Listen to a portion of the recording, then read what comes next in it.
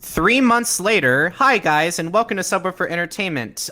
This is a special episode that we're doing because, well, yeah, you'll see in a minute. Anyway, Subwuffer Entertainment has been brought to you by Streamlabs. We are determinedly drunk. I got the donation and the motto wrong. Let's try again.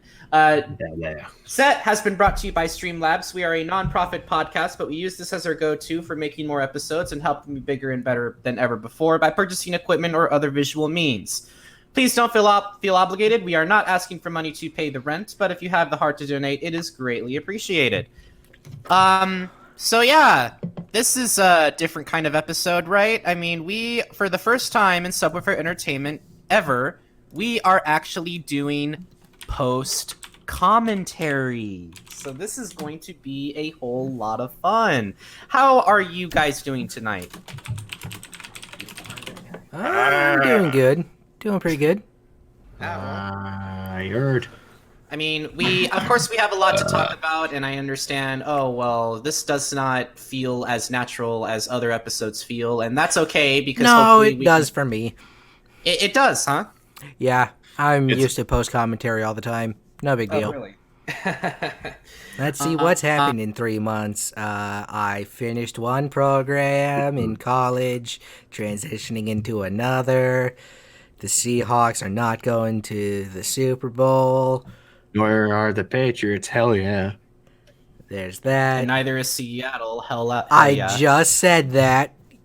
Listen with your hell ears. Yeah, we just said that. Hey, yeah. I would need Lockett to do well for fantasy. Okay, but even though the fantasy let's see. That's happened in the world of sports. Today was the conclusion of the Rolex 24 Hours Daytona. By the way, we're dating this. It's January 26th, 2020. Yeah, welcome to the new decade where the best goddamn drummer of all time passed away. Kobe Bryant just died today in a very horrific and tragic helicopter accident. Not to make light of it, but it almost sounded like it was saying the best drummer of our time, Kobe Bryant. No, Neil Peart, the best drummer of all time, the drummer for Rush, passed away due to complications with brain cancers. The Professor. Due to his brain cancers. I got Pokemon Sword, and I'm thoroughly enjoying it. Ooh, yo, you gotta pay for the Pokemon when they come out. No, you don't. Learn to read. There's just an expansion pack that's coming out, which is still a lot of money that I would never buy. But anyway, yeah, 3 months has passed since our usual episode, so this is going to be a very special episode where we actually have to play catch up. Great, right? I'm not playing catch up on 3 months. This is the lost episode from October 27th when I had all that computer issues. Exactly. And speaking of lost episodes, what do you mean? Speaking of lost episodes, I just played 5 seconds of the lost episode Walk Cycle. Ah, I see. It's like everyone really loves that meme for whatever reason. I don't get it. It's a good gag. I mean, it is, but hey, SpongeBob, you know. We have things. Anyway, we have a ton to talk about. So more like you do. I know this. So please bear with us. If you haven't noticed already, there is no chat because there is no audience this year. It's pre-recorded. Well, this episode. So it is post commentary. So we're gonna have to deal with it the best we can.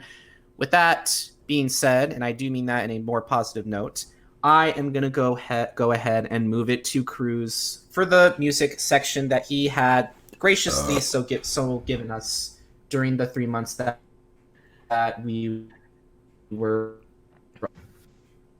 You're a little unable to talk about. And this was around the time that you were. That's why we have this much content. Holy Scarfy, robot! Am I dipping a little? You are roboting a little. It's like How do I sound now? That's better. All right. Anyway, Krüz, we'll just edit that in post. Anyway, Yes. No, we won't. We're treating this like it's a live episode, except it's not. Anyway, let's go. Yeah. Yeah. I might just make a few mentions of some other new shit that just came out, which I just pulled it up on my phone here.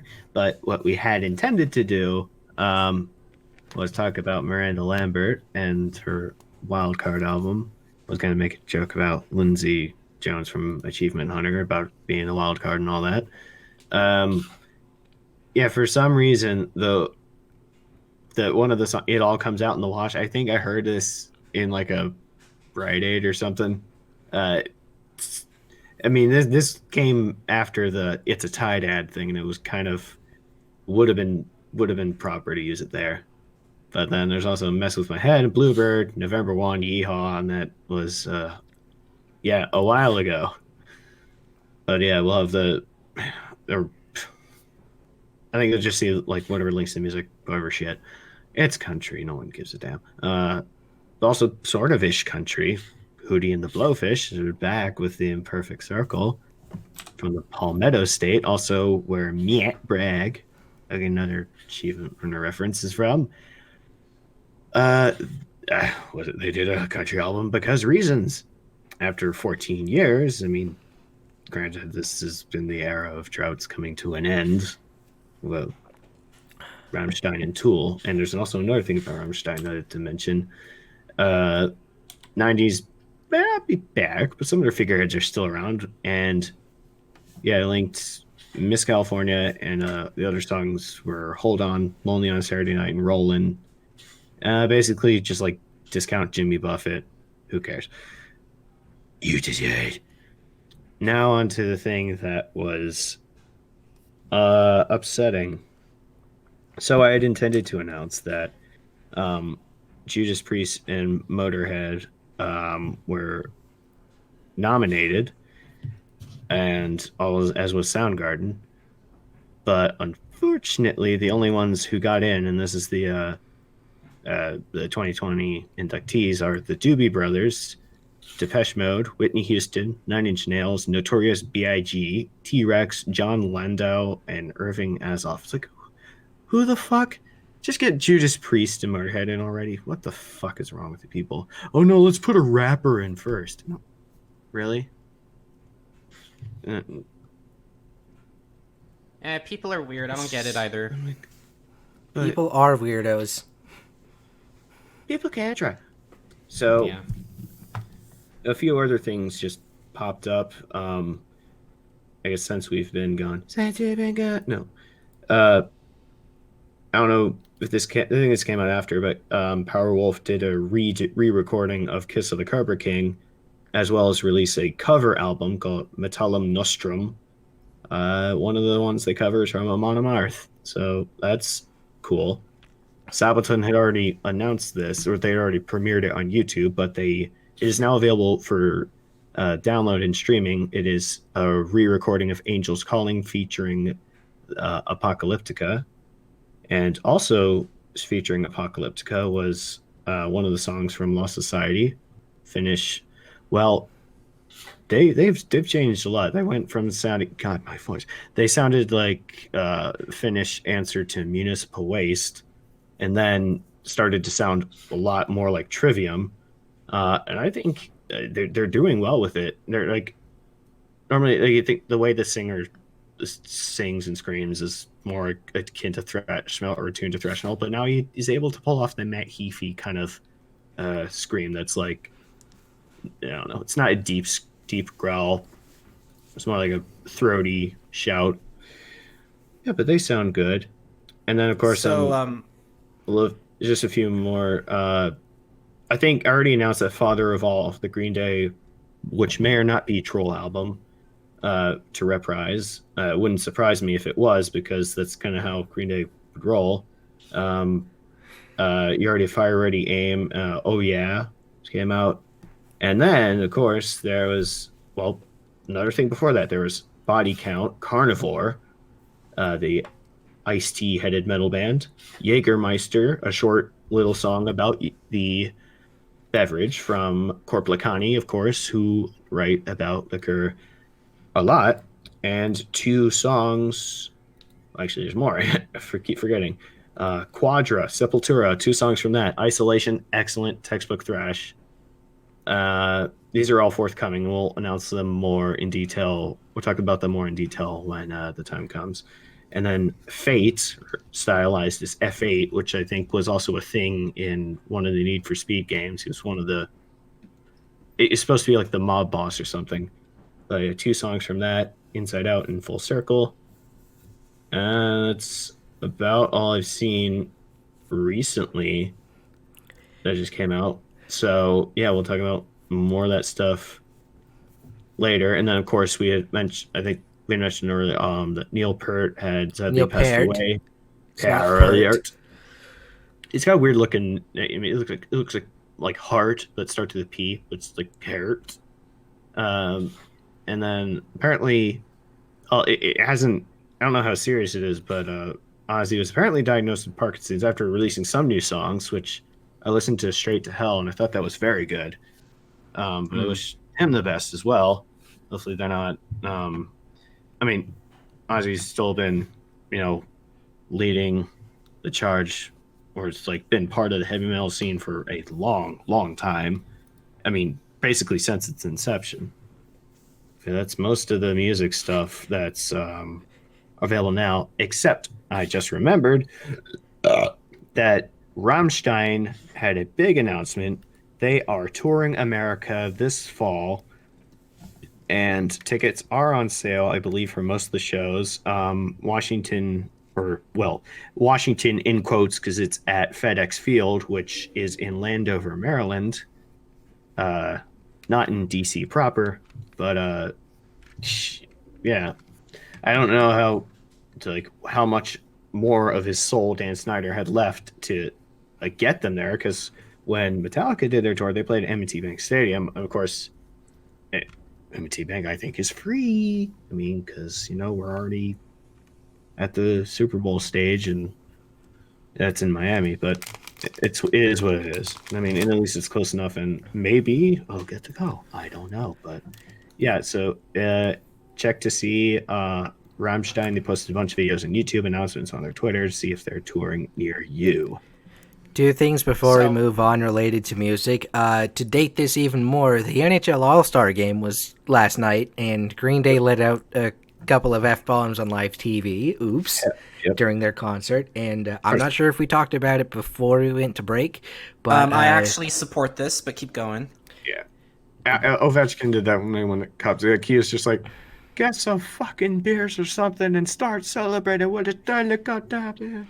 But I'm not sure if we talked about it before we went to break, but James Hetfield was admitted or into rehab, and the Australia-New Zealand leg of their most recent tour had to be canceled. But you did mention the rehab part, but I don't know if there was any follow-up. I don't think.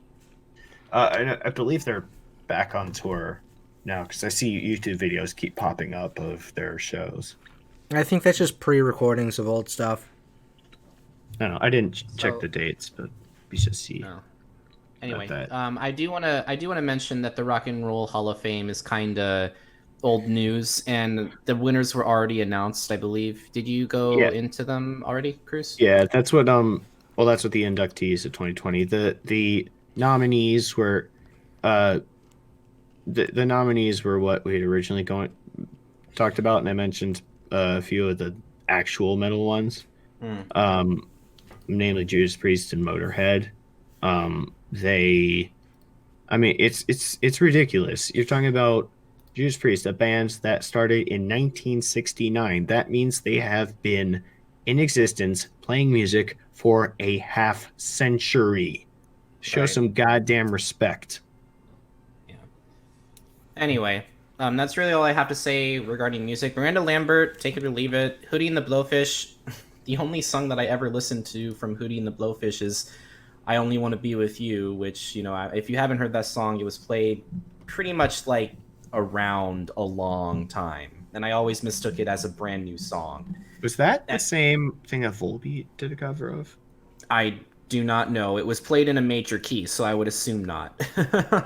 They could transfer it to minor key. Anyway. Want to be with you. Alright, so now we move on to video games where, I mean, this was around the time where we were going to do Basement Con, but unfortunately that came and went. I had computer issues, and there was just a ton going on at the time. Yeah, there was a lot that we were just dealing with, and I just had to talk to Naka, and like he just said that no, he was dealing with a lot of issues, and we just couldn't do it. We had to drop out, and on top of it, I also had some other things that I had to get done, including my my assignments that I had to get done, this past coming last semester. So yeah, if you're wondering why there is freaking Basement Con, then that's your answer, basically. Oops. Yeah. Anyway, Alright, do I sound like I'm coming in through one channel or two channels? I can hear you just fine, man. Alright, I wanted to make sure that I'm actually coming in on both sides, so... Coming in on the left and the right, triple double flip. And we were going to talk about BlizzCon, but no. Yeah, But no.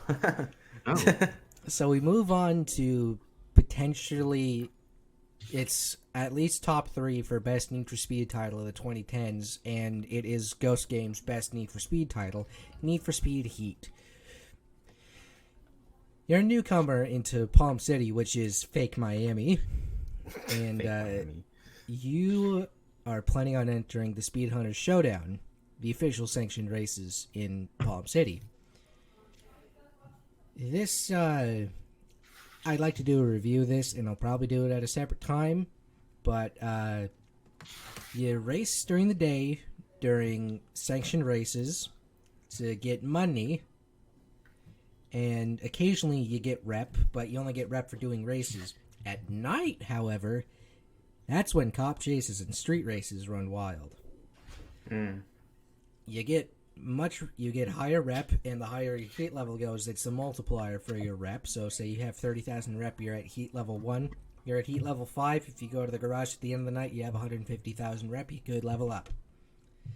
But so that's your experience. Don't get caught by the That's your cops experience multiplier. Yeah, don't get caught by the cops in a cop chase or wreck out, or you'll lose your rep multiplier, and you will lose money. So don't do that. Because the Speed Hunter Showdown brings so many races from all over the country, street racing runs wild, and the cops are sick and tired of it. Lieutenant Mercer, who, by the way, is a very crooked cop, with it, and Stinky. other officers, notably Shaw, who's only in for like 3-4 missions of the game, then he bows out. I'm gonna head out. But Lieutenant Mercer, you'd take him down at the end of the game. The heavy cops versus racers storyline is, it's a heavy story element.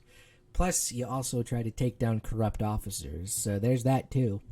The handling model is actually good. It's not break to drift and over-reliance on drifting, unlike previous games. There's actual upgrade systems with engine swaps, which is fun to play with. The customization, I think, is a little bit better. It shows you... I'm not sure, but I still have to think about that. Actually, it still remains the same as Need for Speed Payback, but that's visual customization. And it's been 3 to 4 games where we've had a big element of bullshit, where it's either always online, the handling model is garbage, there's like setbacks with the game itself. Outside of microtransactions, which currently are not in the game besides the Deluxe Edition upgrade. And that's it right now. Not sure about expansions coming out in the future or not. I mean, I guess I did say better customization because you can change exhaust sounds and obviously swap engines, which is the first in the street racing Need for Speed games. And I picked up the game. I picked up the Deluxe Edition, and I had a lot of fun with it. And it's $80, but I think it's definitely, wait for it to go on sale for like $30 or $40 if you're still skeptical about it. But it's a solid 8 out of 10 title for me. Okay. I'm not a big fan of Need for Speed Heat. Of Need for Speed. I know that it's a great series, but I would rather play. I know this is gonna shock Naka, but I'd rather play Daytona over playing this game. You mean Daytona USA? Yes, Daytona. Yeah. I do like what it has to offer. I am surprised by it, but that's really all I have to say regarding it. Anyway. Yeah, unless you're into like the rap, the trap music and like EDM stuff. The soundtrack for me, it's not good for me anyway. But it fits the vibe. I did want to make a comment about that because I use Spotify for my personal soundtrack. Anyway, we move on to Super Monkey Ball Banana Blitz HD, a remake of the 2006 classic that was on the Wii. That I actually owned. This was revealed July 16th, 2019 in an issue of the Japanese magazine Famitsu, along with screenshots and Famitsu, but it's fine. Yeah, tomato, whatever. Yeah. That's not a good argument, but the developers of the game consulted with designers to rework the UI to mesh with modern visual aesthetics, whatever the fuck that means. And it means the UI of your game will match that of the respective system you're playing on. There were new modes such as Time Attack mode with online leaderboards and Decathlon mode where the player challenges themselves to beat 10 mini-games in a row. Players can now unlock costumes for each character as well as unlock Hacking Sonic the Hedgehog. There's not 50 mini-games like the original. There's only 10 of the most popular. I think that's because of motion controls. Probably. Because whereas the Switch and PlayStation 4 controllers can allow for motion controls, the Xbox One controller cannot, and if you're playing on mouse and keyboard, good luck. Unfortunately, due to licensing issues, most of the soundtrack is vastly different. That's like Grand Theft Auto 4 has been removed from Steam, and there have been updates to remove music from the game because of licensing issues. Because, music licensing. Yeah, I gotta love that. So I do want to talk about Super Monkey Ball. I do kind of... Oh, go ahead. I was going to say, it came out for the Switch, PS4, Xbox One, and Windows on October 29th. Okay. Go ahead. So actually, I have actually owned this game for the Nintendo Wii until I actually ended up selling it because there were some, like I said, some games are just not play tested well, and that was one of them. It was pretty... I won't say shitty, but like to the point where it's just like, this, you can't control this. You can't play this game. Why am I going to play it? So, I will have to say, when it comes to the HD re-release, if you ever watch the Super Monkey Ball speed runs that they tend to do, it is a ton of fun to watch. You will have a lot of fun watching those. So I can only imagine that in the speedrunning community, and trust me, there is a speedrun community, seriously, look it up. You'll have a fun time watching it. The only other thing I could say is that I really hope that it actually improves what the Wii version could not do, because it's a little finicky with the Wii controls, and I can only hope that with the Switch it'll be less gimmicky with the I guess you could say buggy, but you know what I mean. Anyway, that's all I have to say regarding Super Monkey Ball Banana Blitz. If you guys ever want to speedrun it, I mean, go right ahead, but you're going to have a tough time, so, All right. Here we have a Switch exclusive, Mario and Sonic at the Olympic Games Tokyo 2020. Hey, Mario and Sonic in the franchise at the Olympics again. How many games do we have in this franchise? Let me look it up just for shits and giggles. There's not much to say here because it's Beijing, Vancouver, at the Olympic Games. Beijing, Vancouver, and London, I think. At least what I remember. I think I've only played Beijing and Vancouver. Yeah. There are new events like karate, skateboarding, and surfing, while a special 2D mode based on the 1964 Olympics, where games are played in 8 and 16-bit styles. Split screen is back because, of course, it is, but there's online play as well. This is a Switch exclusive that released on November 5th in North America. Karate, skateboarding, holy shit! Oh, so they have 6 games. They went to Beijing, Vancouver, London, Sochi, Rio, and now they're going to Tokyo. Right, I forgot the other two. By the way, speaking of Beijing and China, the Wuhan coronavirus, how it broke out of the lab in Wuhan. Is that a good thing or a bad thing? That's a bad thing that it broke containment if it was worked on in a lab.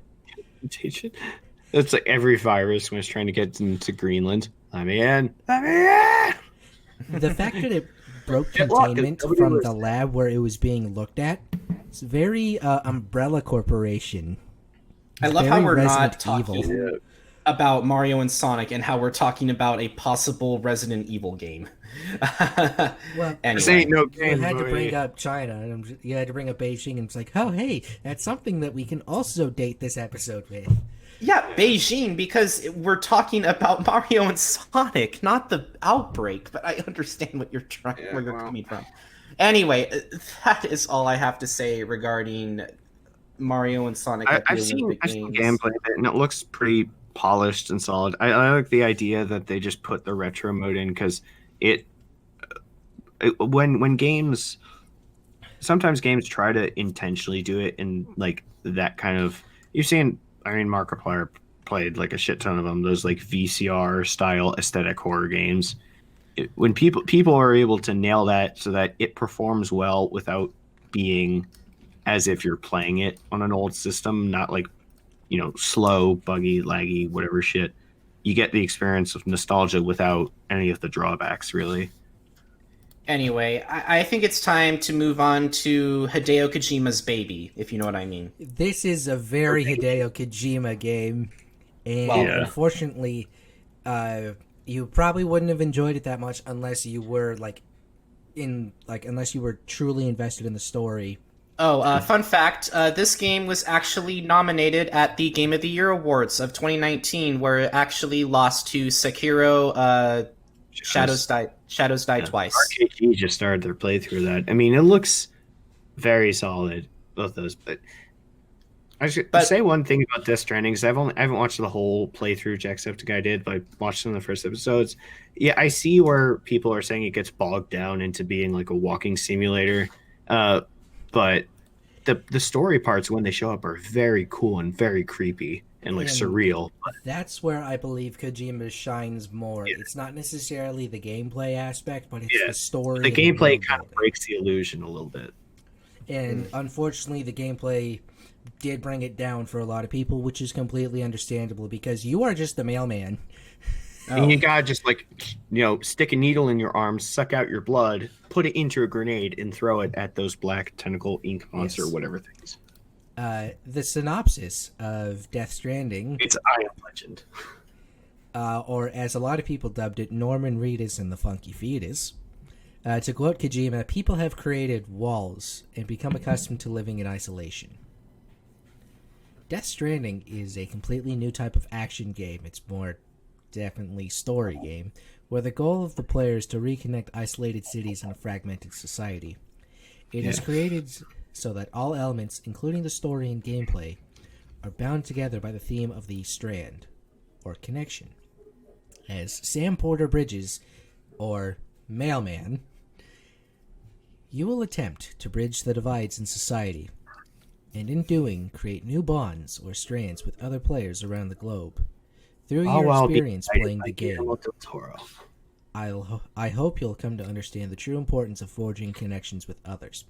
Again, it's very intertwined with world building and storytelling, but the gameplay is definitely where it falls short, because a lot of the times you are just walking around as Mailman. You got shit stacked up to Kingdom Come, and then one little BT trips you, and then all hell goes to hell. And I think it's basically like it took the game. The gameplay is like if you made a game entirely out of the settlement quests from, was it Percy, or from Fallout 4? Yeah. Another settlement needs your help. It's basically all is that. But there is a strong connection between life and death in this open world action game, and I use action lightly, which was one of the main themes of a short story by Kobo Abe. When you die, you're set to an upside-down world submerged in water. When you return to the world of the living, anything you did or any damage that an explosion or something happens will remain persistent in the world and does not go away. the existence of a type of rain called timefall, with the ability to age or deteriorate whatever it hits, is a strong element of gameplay to look out for. I'm just reading your text. Like peeing. I like You that. can also It's just a game where I interact. can pee. It's 10 out of 10. Yes, you can also interact with the environment like peeing and wander outside of the character's body. If you have a PS4 and like you want to play it for the story and not for the gameplay, go pick it up. But I believe there's also a PC version planned for a release sometime in the future. Let me look that up. But finally, Hideo Kojima has his Fuck You Konami project, and you know what? Good for him. I mean, like, here's the thing. When it comes to Keiji Inafune and Hideo Kojima, I always wanted them to meet. If you don't know who Keiji Inafune is, he's actually the, I believe he's the artist for Mega Man, but hey, I know, kind of weird. Anyway, regarding Death Stranding, I heard it's a really game. It got nominated at the Game of the Year awards for 2019, and I mean, even if it didn't win, that's still a recognition that it rightfully deserves. If you get what I'm saying, you know. Yeah. So it's an ambitious project and definitely a large kind of game. I mean, not I guess as large, maybe content wise. I don't know exactly if it is because, I mean, the thing was that the biggest game I think in recent memories has to be Red Dead Redemption 2, which 2 members from Achievement Hunter are in. Actually, you'll probably know when you find them. I don't know if you played it, but the person at the hotel is Jack, and the person, I guess, one of the post office people is Jeff. But this game, I don't have a PS4. I played it was Battlefront 2 on the PS4. I like it. It looks crisp and clean, and like all the visuals look very well done. But sometimes I guess it's hard to appreciate those little details when the gameplay doesn't really help much. I mean, it's a thing that I guess that a lot of games might get bogged down in nowadays, as being a quote walking simulator, because you spend a lot of your time just running around, running errands. Yeah, I mean that's sort of the whole game, running errands and trying to avoid BTs. At what point when you don't, basically a giant now is it a cuttlefish or orca thing, whatever fuck, comes out, and then Troy Baker shows up because reasons. And you drink Monster. Yes, and you drink Monster. Monster is there's definitely product placement there. And if you stare at Norman Reedus' crotch too long, he will punch the camera in the face. Because the camera has a face. That's who said. anyway, it looks very good. It's like there's some things that don't work right, but I think it was definitely a very worthwhile project. I think if you could just like, it's kind of like you're trying to make it like a surreal sci-fi game, but the gameplay doesn't lend itself to interacting with that, aside from avoiding the BTs and like having the little clamshell thing that just like basically does whack whack whack whack whack and points at the BTs. There are cute details where it's like after you're out of the zone, it just gives you a thumbs up and then sucks back in. Yeah. But hey, Death Stranding, it will be arriving to Windows PC on the second or third quarter. You know, April to September, basically. If you know what that, if you guys know Yes. what quarter means. Anyway. Yes, we get it, financial terms, but we now move on to Happy Halloween, fuckface. That's right. Luigi's Mansion 3 came out on Halloween as a sequel to Dark Moon. This game features much more open-ended levels rather than just preset missions. Luigi is tasked with exploring a large hotel, with each floor having a different theme than the last, with various atmospheres and mechanics. And you have to bust ghosts. Luigi and his ghost dog, Polterpup, meet up with Maro, Peach, and I was obviously in a mood when I wrote this, and Toads. Marrow, Peach, and Toad. Marrow, Peach, and Turds. Anyway. And Toads go on vacation to the luxurious Last Resort Hotel. And again, I was obviously in a mood because I had to have a Papa Roach reference here. Even though it's a trap set up by King Boo, who was freed by the ghostly owner Helen Gravely. Luigi escapes down a laundry ship while his friends are captured, except Doggo. With Doge and Egad helping out, the Lugster gets the Poltergeist G-00, the Virtual Boo, the cell phone essentially this time being based off of the Virtual Boy, and Luigi, a green goog doppelganger of Luigi. Find the missing elevator buttons, conquer all 17 floors and the roof, and save your friends from King Boo, only to invite him go-karting later. It's like, I just kicked your ass. Oi, wanna go out for a pint? There's an added multiplayer game mode called Scarescraper that allows for up to 8 players to play together online and locally. I assume if you pick this up, you obviously much rather spend your Halloween not answering the door 200 fucking times or trying to scam parents of candy even though you're 20. You picked up Luigi's Mansion 3 for the Nintendo Switch. Yeah, October 31st, also Ruby Rose's birthday. So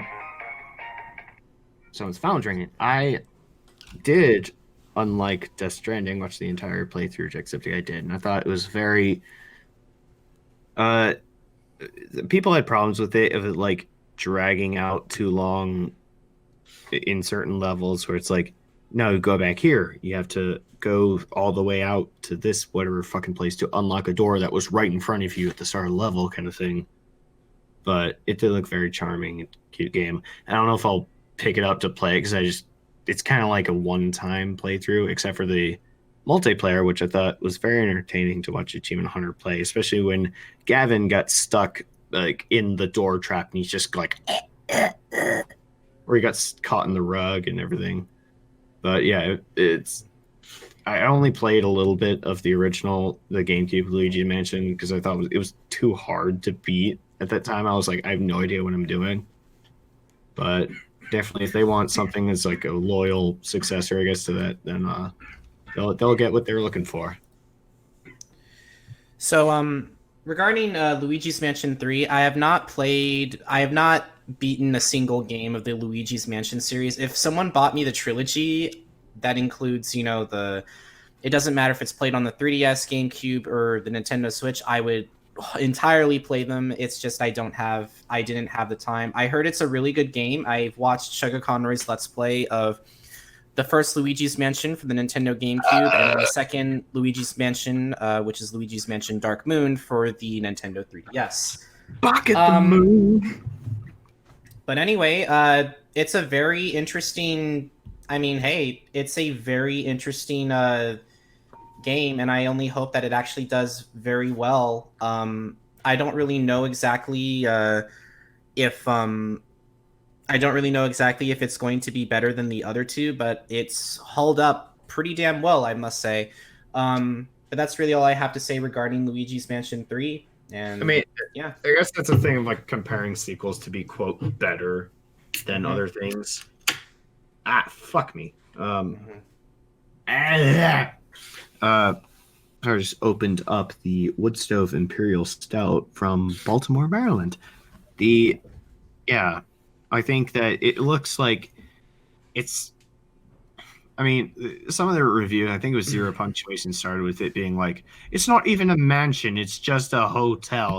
Where's the mansion? That's false advertising or bullshit. But I do think it, like, for what it is, it might not have much replay value, but I think it does look like a very solid installment into what now, I guess, is the series. I guess because it's more than 2 games. Yes. Anyway, now we move on to the mini announcements of this time, which was Just Dance 2020, which was another Just Dance game coming out on the Wii, where, as I put, what the fuck, seriously, guys?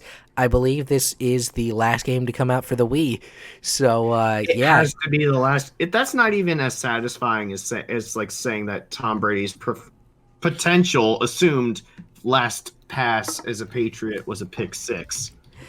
That would be poetic justice. And it probably isn't going to stand that way because God hates us all, and we can't have keep in mind this is for the Wii. Okay, So it's the not even Wii- for the Wii U, just the Wii. So I mean, the Wii technically had a people life cycle forgot of about the 13 Wii U. years. People forgot about the Wii U much more than the Wii. Yeah, which is a little upsetting, but you Yeah. know, continue. Google Stadia. Hey, remember that thing? Yeah, that thing was a failure. Windows, I don't know how. Xbox One, PS4, and the Switch, that came out on November 5th. Red Dead Redemption 2 had its PC port on November 5th. Layton's Mystery Journey, Catriel and the Millionaire's Conspiracy Deluxe Edition, or LMJKatMC, comes out for Nintendo Switch worldwide. That came out on the 8th of November. And New Super Lucky's Tale, which was an expanded version of the original Super Lucky's Tale, which I believe was only a Microsoft exclusive for 2 years. And that came out on November the 8th, 2019. Oh, really? Wow. So, yeah, these games are mediocre to somewhat good to really good, really. Yeah, it's I don't know why Just Dance is still around, and I don't know why they were still developing for the Wii, but whatever. It's like that. There's a bit from George Carlin where it's like the best name for a motel would be fuck and roll over and go out and get to a vending machine, buy 2 cans of Dr. Pibb, and go home and fuck some or Mr. Pibb and go home and fuck some more, because that's the only thing on in blah, blah, blah, blah. It's the only thing in vending machines on Sunday night. Mr. Pibb and Diet Shasta Orange. And those little bits of Canada Dry tonic, those little yellow cans of Canada Dry tonic water that nobody wants. And we've had a bunch of those bottles just sitting in our fridge in the garage for the longest time. It's like... Is there something you want to tell us? Well, we hopefully I took it out of the fridge. I took it upon myself to do that. So, yeah. I mean... But anyway, I will now move it on to the... Oh my good lord, 6 pages of movies with Scarfy. You guys are always surprised when I have more content to talk about with movies than I do with video games. It's a little weird, but okay. Because it's usually like double or triple R stuff combined. How many times do I have to tell you? Movies are more relatable to video games and music. Calm the fuck down. I don't know what you mean. There's like saying that they're mutually exclusive. Stop filleting your mic. No. Anyway. I was dragging a knife across it. No. Like a child. No. Because we have a lot of movies to talk about, we have decided to talk about the two films that are coming to Netflix. We're going to go over them rather quickly. That did come to Netflix. That did come to Netflix. Sorry. Let's anyway continue. Jesus. And The first film that we have that I actually ended up seeing on Netflix that has been nominated for Best Picture at the Oscars is Marriage Story. Directed by Noah Baumbach and starring Scarlett Johansson as the leading... Scarlett Johansson and Adam Driver as the leading roles. The film has received universal acclaim from critics who praised Baumbach's screenplay and direction and the performance of Johansson, Driver, and Laura Dern. The plot begins with a stage director and an actress who struggle through a grueling coast-to-coast divorce that pushes them to the personal and creative extremes, eventually dealing with having to wonder if their child will either live with one parent or live with the other. It had its world premiere at the Venice Film Festival on August 29, 2019, and is scheduled to receive and already got a digital streaming service on December 6th by Netflix. I don't know if it will have a limited theatrical release, probably again, because it was nominated for Best Picture. But yeah, like I said, Marriage Story, if you haven't already seen like Marriage Story for the memes, chances are you'll probably see Marriage Story for the film. It's a good movie. I don't really think it's the best of 2019. That still belongs to my favorite of all, which is a Parasite, which I really did enjoy. But that's another discussion for another day. I still need to move on. Do you guys have anything to say regarding Marriage Story other than memes? Other than Mickey and Goofy. Mickey Mouse. Mickey Mouse. Mickey Mouse. Other than Mickey and What Goofy a having game. a fight. This is a game of poopy ass dicks. No, but really. Yes, shut up, Aaron. Let's see. How many of these movies have I seen in the past 3 months? Let's take a look. Fuck. Let's take a look. I've Oh, been- that's right. I've seen none of I them. didn't see Midway. God fucking damn it. Would We you- made that Midway. Never I don't really have anything to say other than go watch the Brock dub. The Anyway. Brock dub. Space boom. Anyway, I'm going to move on to the next piece of news that we're going to talk about. An animated film directed by Sergio Pablos in his directorial debut, which is Klaus, tells the story of the main character, Jesper, played by Jason Schwartzman, who comes across a carpenter played by J.K. Simmons.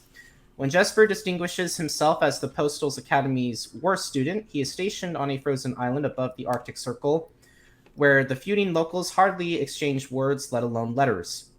Jesper is about to give up when he finds an ally in local teacher Alva, played by Rashida Jones, and discovers Klaus, a mysterious carpenter who lives alone in a cabin full of handmade toys. These unlikely friendships return laughter to Smearensburg, forging a new legacy of generous neighbors, magical lore, and stockings hung by the chimney with care. Klaus is scheduled to be released theatrically in select theaters on November 8th, 2019, which I already did. And it was already released on Netflix on November 15th, and this film was nominated for Best Animated Feature at the 2020 Oscars. I heard that this was really, really goddamn good. Oh, it was very well done. I need to go. I need to go check it out because I did too, but unfortunately, don't have access to Netflix as it stands. There's a little bit of, but I did Plus, like this the, is, I did like the look of it because it's kind of like the logical successor to what I guess are some of my favorite Christmas movies. I don't remember.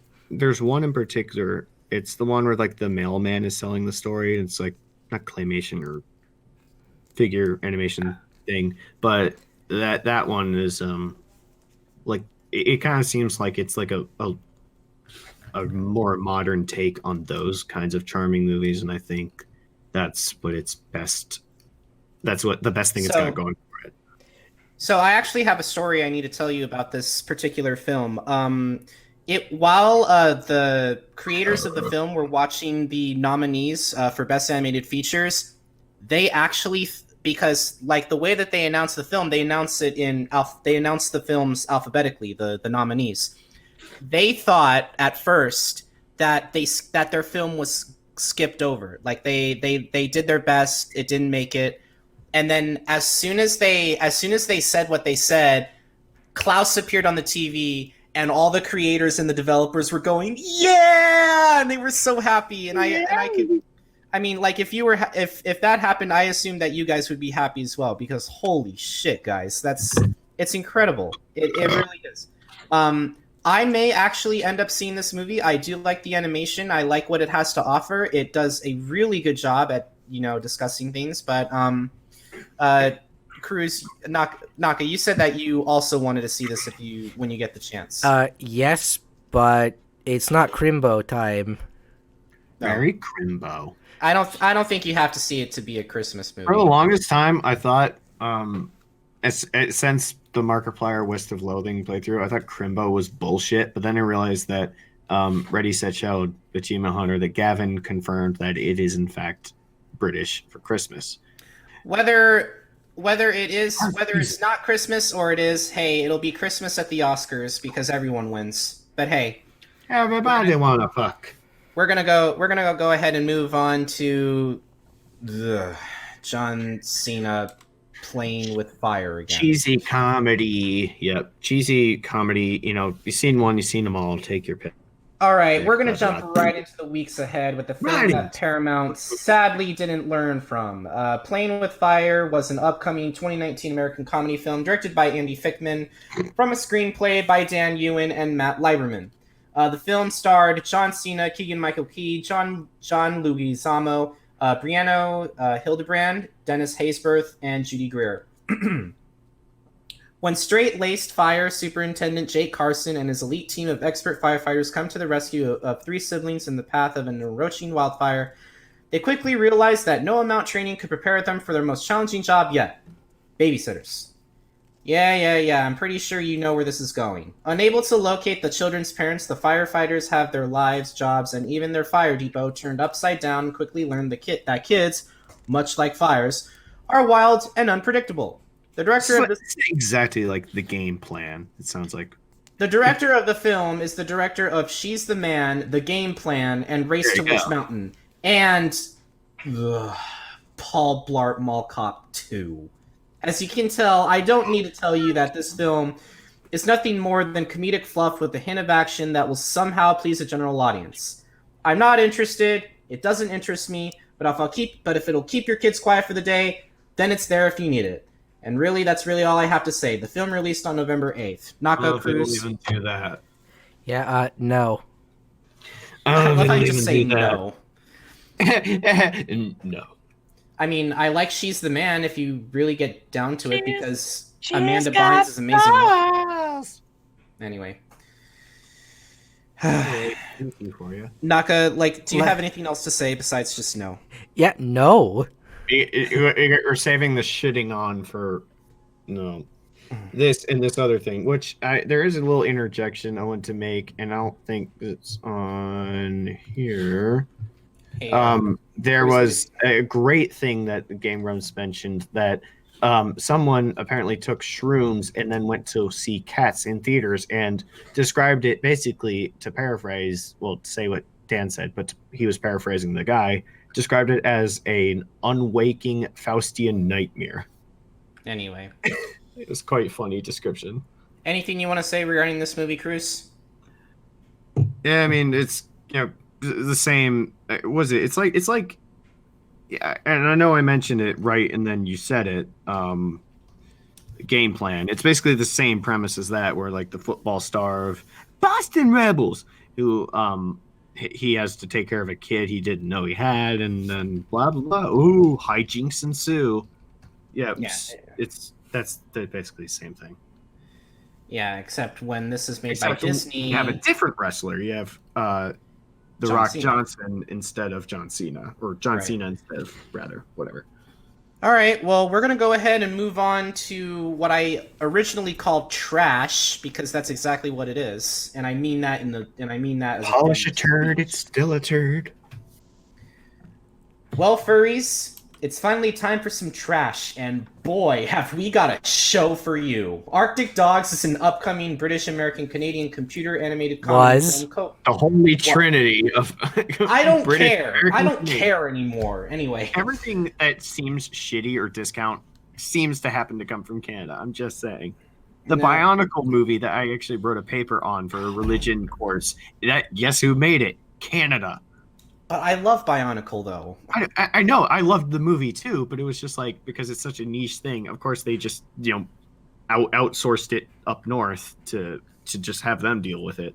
Anyway. The film is co-written and directed by Aaron Woodley and co-directed by Demos Rousselis.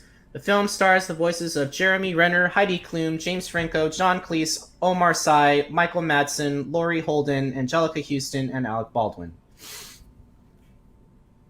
Wait, before I get started, let me dick around a bit. Let me take out my cock.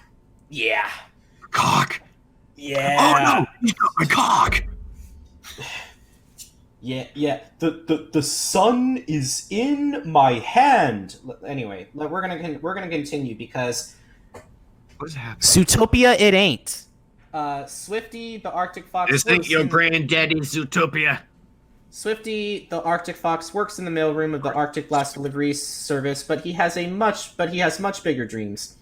He yearns to become a top dog, the Arctic Star's husky couriers. To prove he can do it, he commandeers one of the sleds and delivers a mysterious package to a secret location. Once there, he stumbles on a hidden fortress overseen by the nefarious Otto von Walrus, where the blubbery evil genius commands an army of oddly polite puffin henchmen. Swifty discovers Otto von Walrus's villainous plan to drill beneath the snow-packed surface to unleash masses of ancient gas to melt the Arctic and become the world's supreme ruler. To stop the sinister schemes, Swifty enlists the helps of his friends, PB, a neurotic polar bear, Lemmy, a scattered brain albatross, Jade Fox, a brainy engineer, Leopold and Bertha, two conspiracy theorist otters, yay, because that's exactly what we need, and Magda, his curmudgeonly boss. Alright, so I have to ask the big question here. How much do you want to bet that all of these big name actors... Shut up. How much do you want to bet that all of these big name actors chose this film for a paycheck? Yeah, it was. Yes. I mean, you could say it's phoned in. I mean, granted, you have to remember Alec Baldwin was also Boss Baby, a movie I still have not seen, nor have I seen the show, ! Show. Jesus Christmas. I've not seen that either, but it's kind of like, it's at the point where Alec Baldwin, he could basically just do whatever he wants. It won't matter. He won't get, like, ridiculed for it. It's just like, because if it's just his voice, it's not like he's actually, he's not playing a character in the movie. Yeah, that's kind of the vibe I'm getting here with this one, guys. It feels like if you do something with like an animation thing, it's kind of, quotes, I guess, safe, because you have only your voice to go on, and sometimes people won't recognize you from that alone. I'm getting a big, like here's the thing. I'm getting a big meh with this one. I would hope the film would be up to standards with, say, Rock Dog. You know, that film that a lot of furries actually kind of enjoyed. I would hope that I've seen that Rock Dog. Oh yeah, this is the dog who wants to play guitar. I would hope that the film would do well as that, but no. However, this is why we're doing the show. Guys, as much as I'm a furry, just because you show something that is furry related doesn't mean I'm gonna be instantly drawn to it. Okay, maybe a little bit, but still, I pay attention more to the story than they tell through the actors telling the story, and I can't say that the film is gonna be a horrendous, the film was already a horrendous piece of shit simply based off its advertising, and the film did not do well at the box office. So there's not much going for in terms of what its production had to offer. So who knows? Maybe this is your next furry trash film, quote unquote trash film, that you'll eventually get to see, that you'll, I don't know, not fall in love with. The film released on November 1st. That did remind me of something. Because every movie now has like a promotional Twitter account. Someone DM'd the Cats one. It's like, or they're like, "What's your favorite?" He said something, and then they asked he or she or whatever. I don't know who it was, said something, and then the response was, "Oh yeah, what was your favorite part of the movie?" It's like, it was when they lost Sven, Sven. No, not PewDiePie's dog from Minecraft. It was when they lost Sven. It's like, they're like, what? There was no cat named Sven in the movie. And then he responded, $70 million. And then he got blocked. I was like, got him. I can't wait for Saberspark to cover this in like 2 months. Because apparently that's all he's known for, is covering shows and movies that are furry bait. I'm joking, of course. He actually does review good and bad animation that isn't just anthro stuff. Funnily enough, the Grammy Awards are going on right now. I completely forgot that they actually won Grammys. I mean, that's like, you talk about... Cage the Elephant won something, but I'm not sure what they won. You talk about the joke. I mean, when they were like actually playing music, I liked Spiderhead because one of my... the singer of our high school cover band, I was, of course, the guitar player. He liked that song, Spiderhead, and I kind of liked it. I think your mother wants me dead. Anyway. And then it was just like... I don't know. I mean, it's just, I don't want to see fucking boring eyelash in whatever Ariana Grande is. We're gonna go ahead and move on because that's what we need to do. Sure. Let's move on to Last Creambo.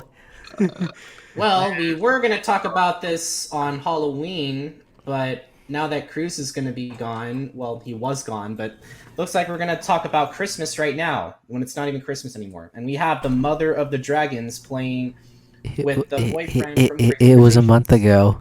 I know. I don't care. It's not Christmas. Just not Crimbo.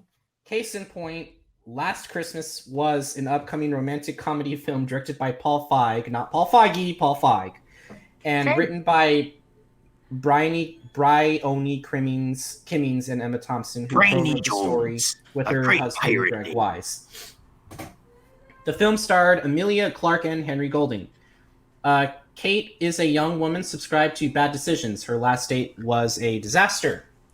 That of having accepted to work as Santa's elf for a department store. However, she meets Tom there. Her life takes a new turn. For Kate, it seems too good to be true. Before I begin, I want to make it clear that I actually purposefully avoided this trailer during our season because I didn't feel like talking about Christmas when it wasn't Christmas. So don't worry, I didn't forget. With that being said, what I have to say about this film is that it's directed by Paul Feig, and for those of you who don't know, he's a fairly competent director. He directed the films Bridesmaids, The Heat, Spy, Ghostbusters 2016, as much as everyone says that film sucks and it's not as good as the original, and it is, and A Simple Favor. Upon looking at his resume, he's just trying to do his job just like everyone else. I find it interesting that he's actually trying to make this film work and make it seem like it'll be a film people want to go see around the holidays. Only time will tell how this movie is going to do because I don't see it as a particularly bad film, just one that has me raising an eyebrow on it. However, I just hope that this film will do outstanding. Well, if you're interested in feeling festive, the film released before Christmas on November 8th. Anything you guys want to say regarding it? Yeah, gross. Oh, you don't like this film, do you? No, it's some cheap, shitty love story. But it's Christmas. Gonna have Christmas miracle. Fuck off. It's Christmas, therefore it's wholesome. No, I mean, just romantic comedy. Just no. It's like the fucking sign I'd have in a short, like Breakfast Cowboy. When it slides the meal over to the health inspector, he's just like, no. No. Yep. Anyway.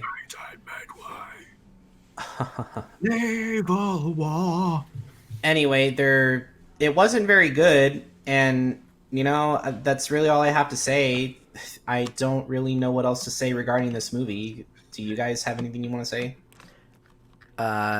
No. Krüz. No. No. Wow, it's almost like Christmas movies are just literal tropes at this point. It's just one long 90 to 120 minute trope fest. But so is every movie. Yeah. At least other movies have original ideas. I mean, fucking Home Alone is supposed to be a Christmas movie. I mean, and a great one. We're talking about things that are Christmas music. I would say Screaming Eagles by Sabaton because, the thing happened on Christmas. Literally includes Christmas in the lyrics, but, we'll talk about whatever. And then there's also movies that just always just come out around Christmas, like Star Wars and whatever. Anyway, is there really much that we want to discuss here? I don't have anything I want to say regarding this. Let's go to planes fighting. We may fly. Oh, Roland, not you again, Roland. When are you going to realize that Independence Day is the only movie that you did good on? And even then, it's not a perfect movie. Let's get this over with. Apparently, it's got Jeff Goldblum, right? Therefore, it's perfect. No. Midway is an upcoming American epic war film, directed by Roland Emmerich and written by West Hook. The film did star Ed Skrein, Patrick Wilson, Luke Evans, Aaron Eckhart, Nick Jonas, Mandy Moore, Dennis Quaid, Darren Criss, and Woody Harrelson. I suppose you don't like the Jonas Brothers. No. I'm a sucker for you. Anyway, Based off historical events that I know we just heard over and over again, the film takes place in the story in the clash between the American fleet and the Imperial Japanese Navy, which marked a pivotal turning point in the Pacific theater during World War II, as well as following the leaders and soldiers who used their instincts, fortitude, and bravery to overcome the odds. So I have two big problems with this movie.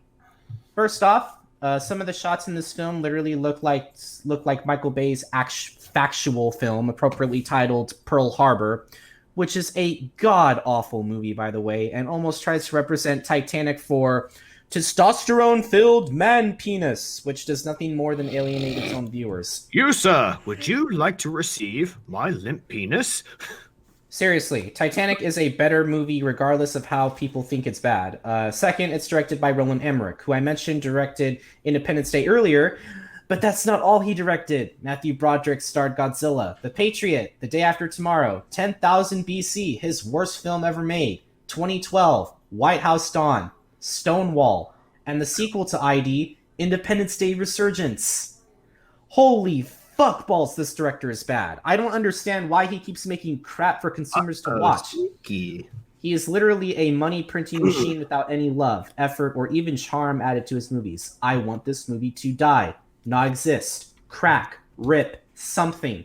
However, I can't stop you guys from seeing a movie that I want you to see. That's all on you, really. But honestly, I'd much rather watch something else than this bloated war crap. You want a good war film? Go watch Dunkirk. Hell, go watch 1917. At least that film tells a good story. That I personally haven't seen 1917, and actually not having seen Midway yet. 1917, very excellently done. First of all, camera work, lighting. Also, the scene with they had a bunch of flares going over, and the light just kept moving. And there was the church burning in the background. I thought that was a very cool visual scene. The whole movie was just amazing. Anyway. But then, yeah, Midway, which, of course, Sabaton, of course, has to have written about.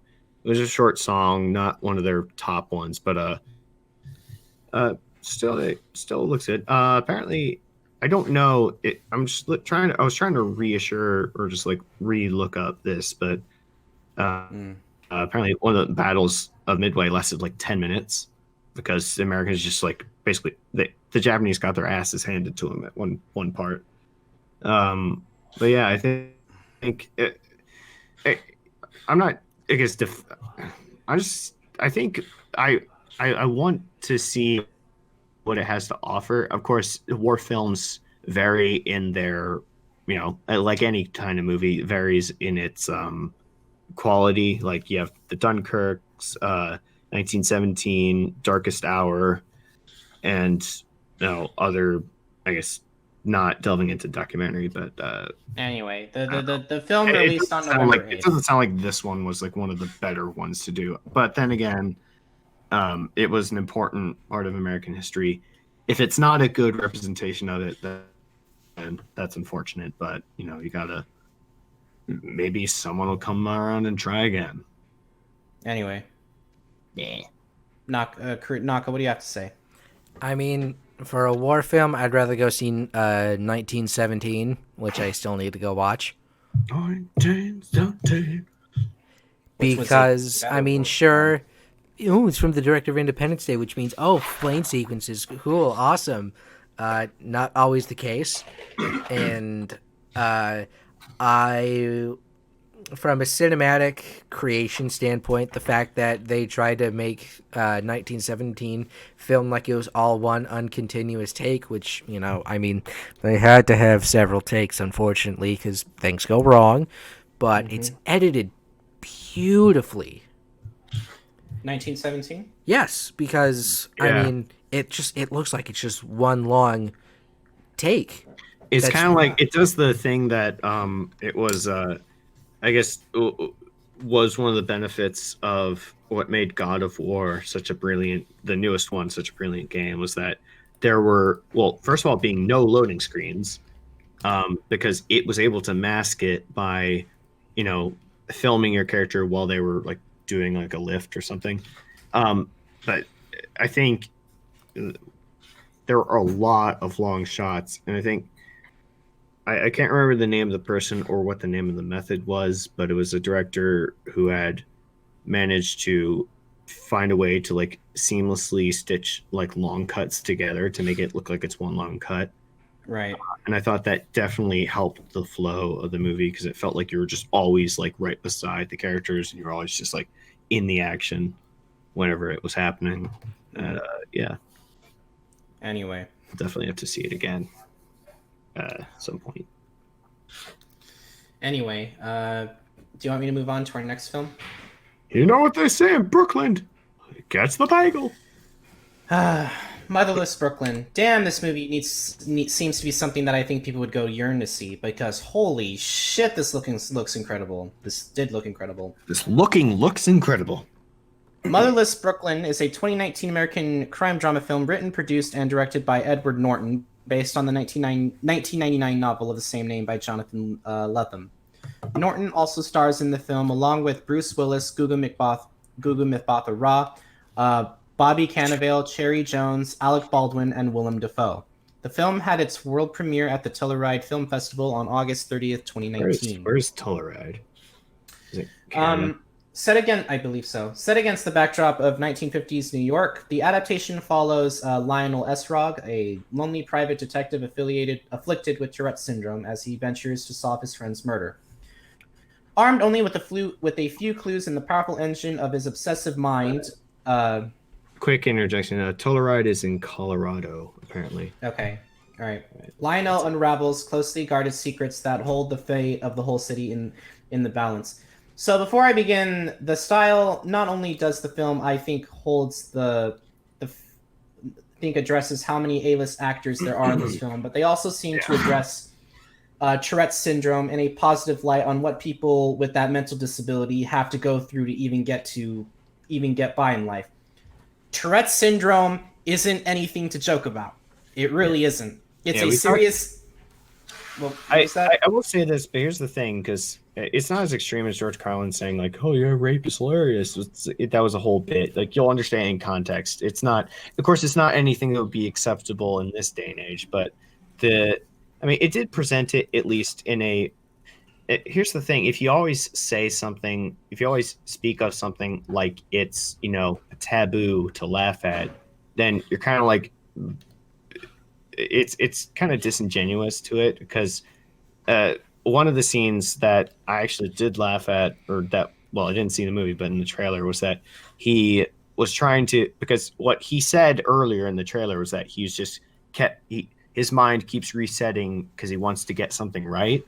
Mm-hmm. And he was going to light the match to help a woman light her cigarette, and he just kept accidentally blowing it out, which I thought that's a kind of funny scene. But if you like completely like quarantine it off, treat it like with rubber gloves, it's kind of like that kind of room. That's kind of a disingenuous approach in my mind. I mean, we're talking about.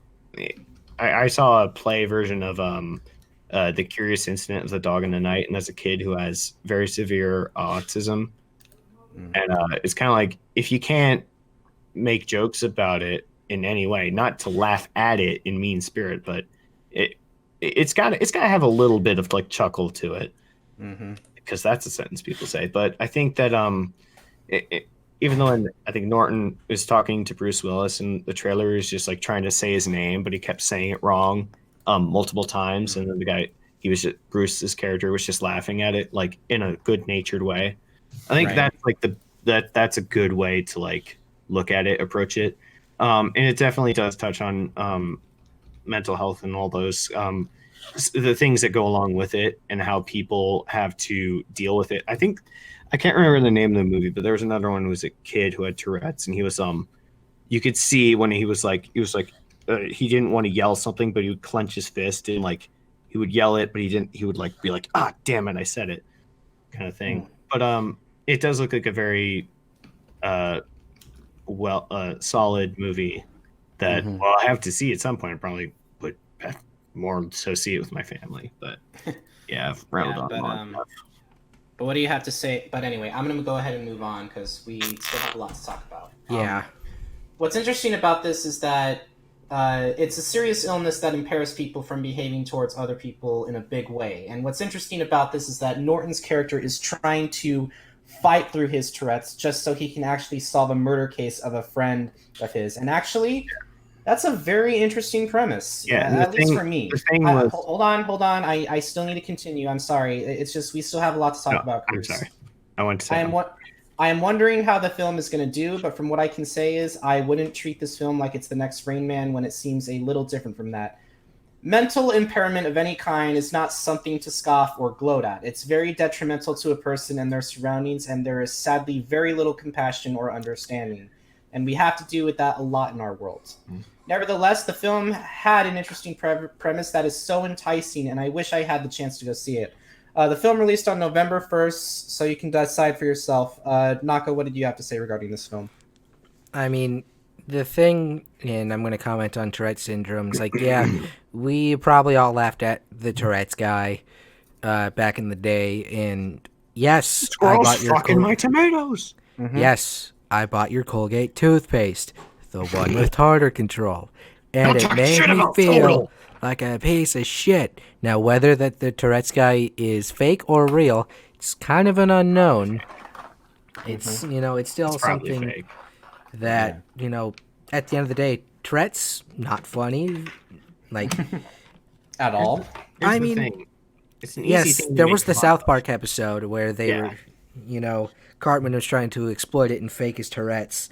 Yeah. And he ended up actually developing a Tourette syndrome afterwards because he thought, hey, I can abuse this power and I'll just fake it, and then I actually have it, and then it's really embarrassing. It's like, oh, I don't want to go on TV anymore. It's like, yeah, You're going because on Tourette's can actually be severely detrimental to people. And, to have Motherless Brooklyn have a take and kind of have a stance on it and not make fun of it, that's something good to see, and that's something that needs to be brought to more people. Yes. And also, well, here's the thing. You said being brought to more people, and I think that if that is to happen, then I believe it should be made approachable. And honestly, I mean, after reading the book of someone else who has Asperger's, John O. Robeson, who I believe Scarfy also knows, I did get to meet him. He's a very nice guy who, it's kind of like even he acknowledged the joke of like Asperger's. Oh, yeah. I mean, growing up, with him growing up, he didn't there wasn't as much established research that Asperger's was a thing. They just thought he was like, oh, that kid's a bit weird.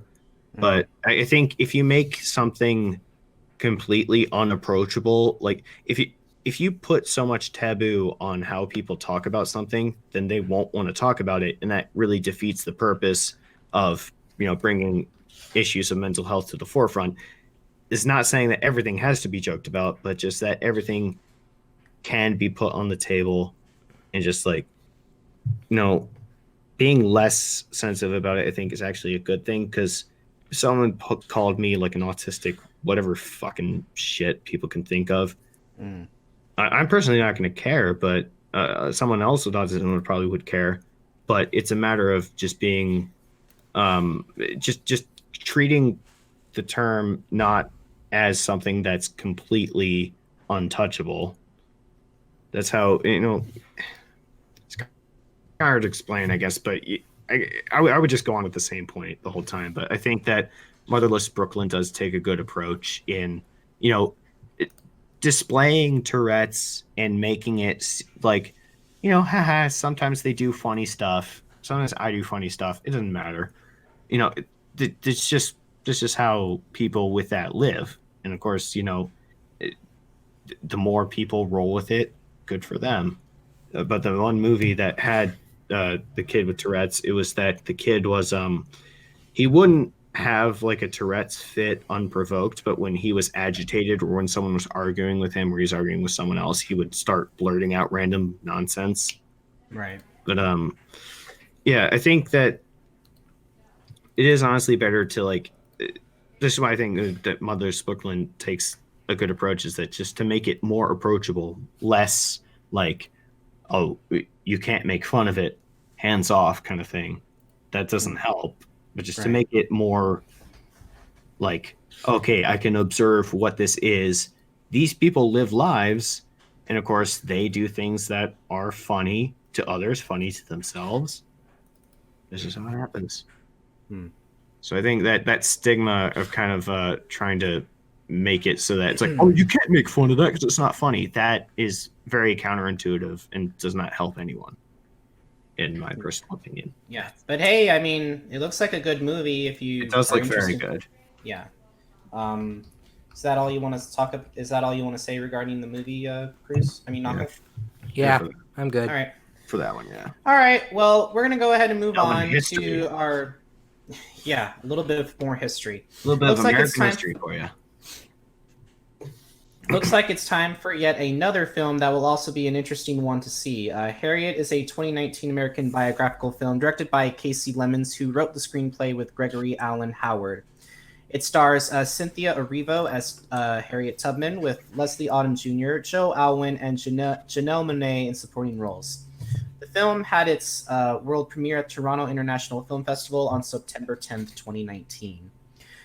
Based on the thrilling and inspirational life of an iconic American freedom fighter that shaped American history, Harriet tells the extraordinary tale of Harriet Tubman and her escape from slavery and transformation into one of America's greatest heroes. Her courage, ingenuity, and tenacity freed hundreds of slaves and changed the course of history.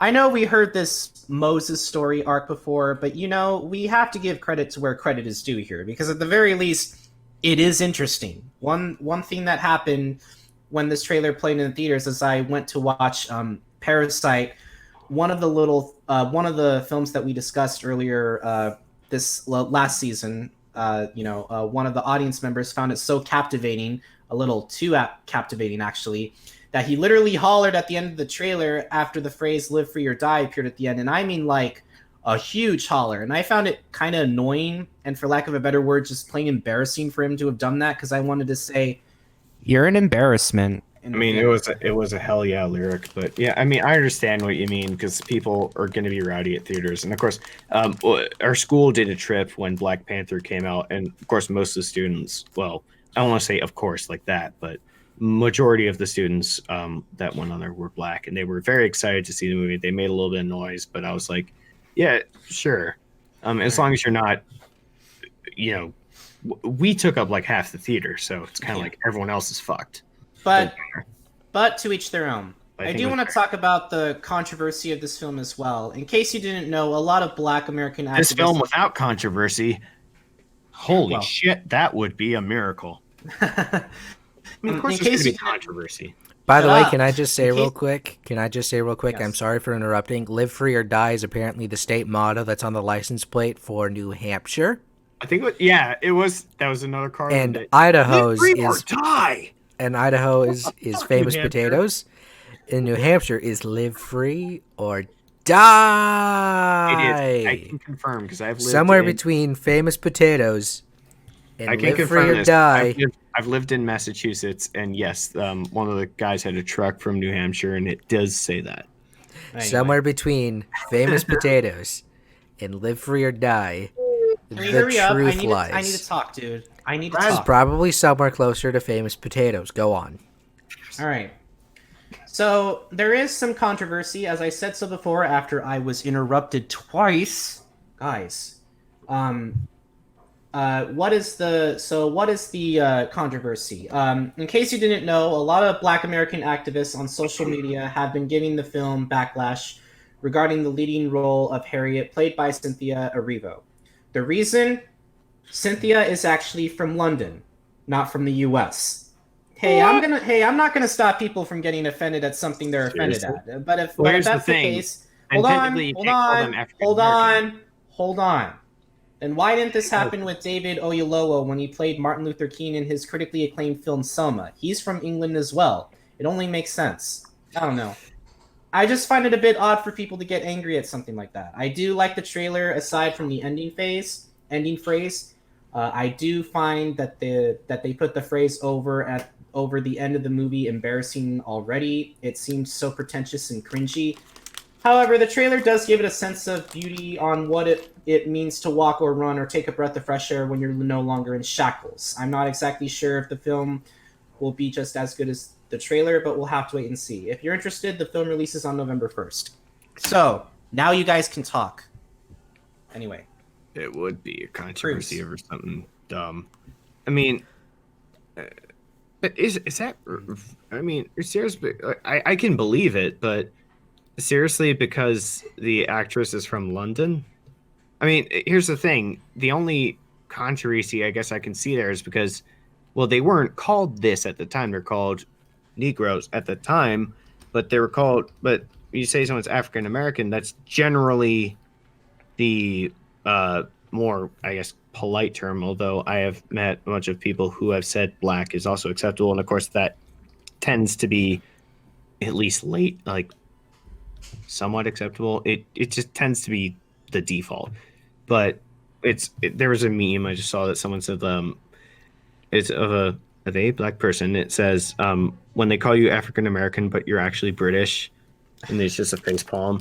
Yeah, so it doesn't fucking matter where you're from. I mean, your skin color is what it is, and of course, you have to have the, I guess, probably to work with the accent. So, and actors do that all the time. I mean, because Tom Holland, of course, I could think of is British, but he has to mask his accent to be Spider-Man, who is supposed to be from Queens. So yeah, and I definitely think that this would have an easier bar to jump over than the atrociously titled horror film, and you'll see why in a second, The Haunting of Connecticut, Ghosts of Georgia. Now, I want to ask you one thing. What in the fuck connects Connecticut to Georgia? Nothing, except maybe I-95. I don't fucking know. Naka, But what do you have to the say? story regarding had nothing to do with it. But yeah.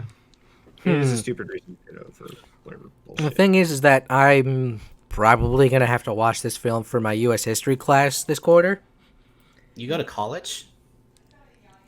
Yes, I go to college. What do you think tech Go school to is? Dude, Yes. I don't Go know. to You college. talk about cars like all the I time. went to Like, a fucking college for my auto technology college. program.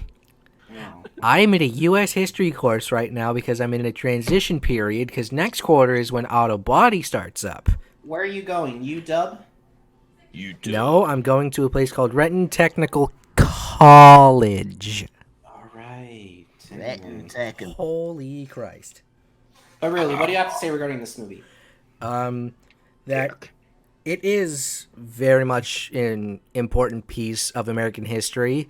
And, of course, controversy. People always find something to bitch about. They always will. Yeah. I mean, And I do remember around this time when this movie was being announced and everything, like, there were memes of Sandra Bullock apparently being cast as the lead role. And I'm just like, what in the fuck? Yeah. Sandra Tubman. Oh, what the fuck? Yeah. And I was just like, what the hell? And then I found out it was fake. And I was like, oh, thank Christ. People would probably be upset if they did was it Angelina Jolie or whatever fucking Brangelina. that was whoever. the whole Ghost in the Machine bullshit thing that people were upset about. I mean, honestly, it's not personally, I mean, from obviously all of us here are white, but I do think that in addition to, well, I also think Detroit was also a really well done movie. It was very kind of tense thriller kind of movie and very kind of like, yeah. But I think Selma was very well done, and Oyelowo's performance was In Selma was fantastic. it was excellent. I think that one of the scenes that stuck with me the most was when they the pastor from Boston got jumped and they beat him to death, and then the guys come to Martin Luther's they come up to him and he said you know the preacher from Boston? He's like, he was beaten. He said, how bad? Dead. I mean, that was kind of like a really sobering scene. I think because that was the reality of the time that that would happen, and you know, you're not going to expect to go to court and be able to have a good case about it. But it depends, of course. I haven't seen the movie Harriet yet, but it depends on how, I guess, how I want to say fair represented, how fairly it's represented. But you gotta really turn away from things that make you think that it's just like, oh well, this person wouldn't know what it's like because this black actress or actor was from Britain and not originally from Africa and dragged over to, the slave colonies in the United States or South America, or Right. Central America rather. So it's like, well, obviously, because I think you're casting based on who's best qualified for the role. And I think that the actress, or at least from the trailers I've seen on YouTube a bunch of times, I think that the actress does seem to be the right fit. Yeah. But yeah, it's of course it's damned if you do, damned if you don't, because people will find something to be upset about. Mm. That's how the world works nowadays. Oh, this person that I don't like is cast in this movie. I'm gonna complain about it, and then I'm gonna get a petition signed to get them removed from this movie.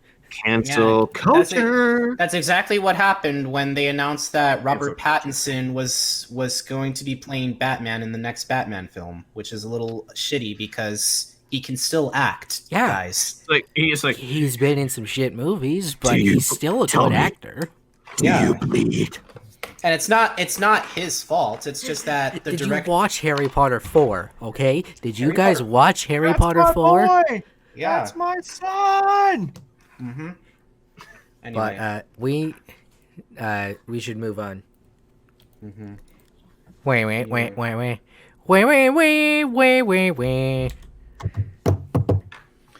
No, but in all seriousness, this trailer did look promising after having to sit through shit after shit of bad movies to get here. It's finally time to talk about one of the most skeptical, as well as somewhat promising film to boot. Terminator Dark Fate, a 2019 American science fiction action film directed by Tim Miller. I believe he's the director of the first Deadpool movie, with a screenplay by David S. Goyer, Justin Rhodes, and Billy Ray from a story by James Cameron, Charles Egley, Josh Friedman, Goyer, and Rhodes. Cameron and David Ellisons are the film's producers. It is the sixth installment in the Terminator franchise and the first since Terminator 2 Judgment Day to have franchise creator James Cameron involved. Cameron considers his film a direct sequel to the films The Terminator and Terminator Dark 2 Judgment Day, while Terminator 3 Rise of the Machines, Terminator Salvation, Terminator Genesis, and the television series Terminator The Sarah Connor Chronicles are described as occurring in alternate timelines. The film stars Lyndall Hamilton and Arnold Schwarzenegger returning in their roles of Sarah Connor and T-800 Terminator, respectively, reuniting after 28 years. The film also stars Mackenzie Davis, Natalia Reyes, Gabriel Luna, and Diego Boneta as new characters. Set 27 years after the events of Terminator 2 Judgment Day, a new modified liquid metal Terminator is sent from the future by Skynet in order to terminate Danny Ramos, a hybrid cyborg human, and her friends. Sarah Connor comes to their aid, as well as the original Terminator, for a fight of the future. So not only do I have to give them props to the director Tim Miller, the director of the first Deadpool film, but I also have to give props to the casting crew getting the original characters of Sarah Connor and the T-800 back. And you know what? It's actually good to see them back, if only because... I haven't seen a lot of the... I've only seen properly Genesis, but to see a grizzled, older Sarah Connor back, people were definitely going to be like, oh, hell yeah. Mm-hmm. It's kind of like Halloween bringing Jamie Lee Curtis back and everything. It's actually good to see them back, if only because seeing them both on screen gives me hope and there is still some life left in the severely dilapidated series.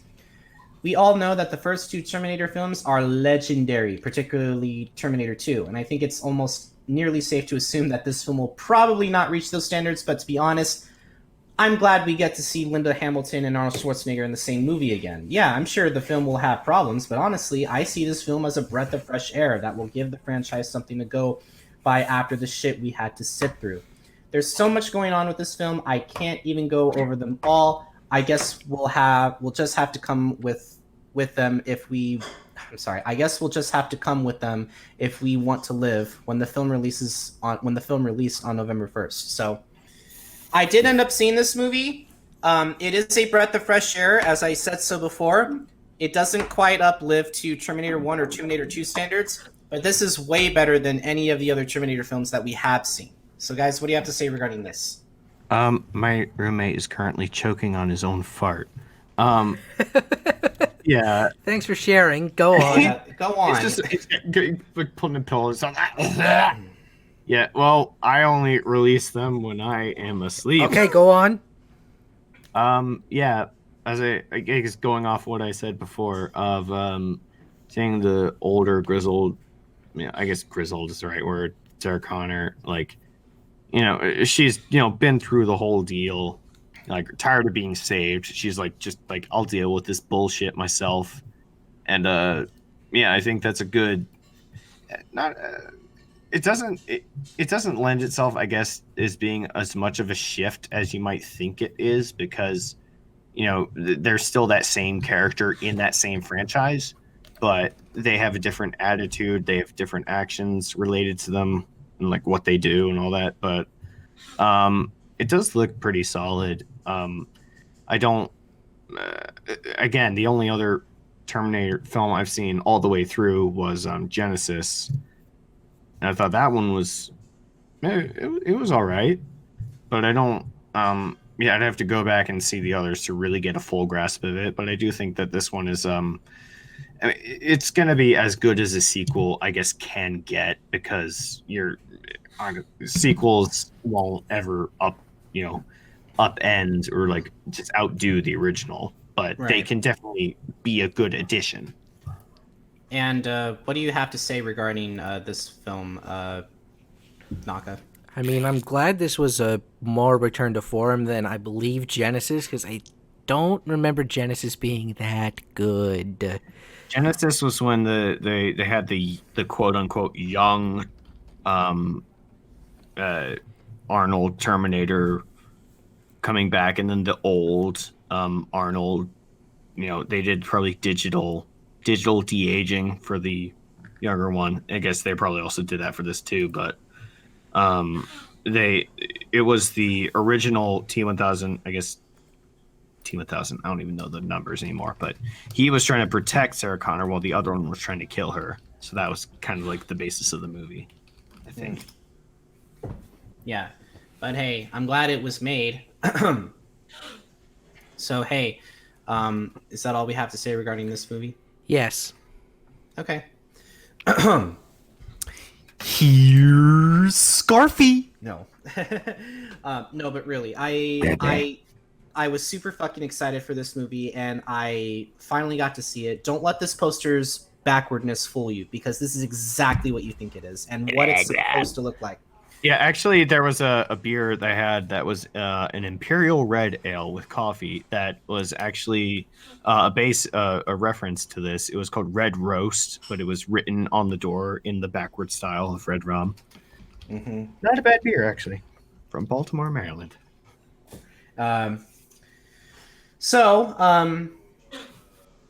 Dr. Sleep is an upcoming American psychological horror film based on the 2013 novel of the same name by Stephen King, which is a sequel to King's 1977 novel The Shining. The film set several decades after the events of The Shining, is written, directed, and edited by Mike Flanagan. It stars Ewan McGregor, Rebecca Ferguson, Kylie Curran in her featured film debut, Carl Lumbly, Zahn McLarnon, Emily Allen Lind, Bruce Greenwood, Jocelyn Donahue, Alex Esso, and Cliff Curtis also featuring in supporting roles. Still irrevocably scared by the trauma he endured as a child at the Overlook Hotel, Dan Torrance has fought to find some semblance of peace. But that peace is shattered when he encounters Abra, a courageous teenager. Pokemon? No, not even close. A courageous teenager with her own. with her own powerful extrasensory gift known as the Shine.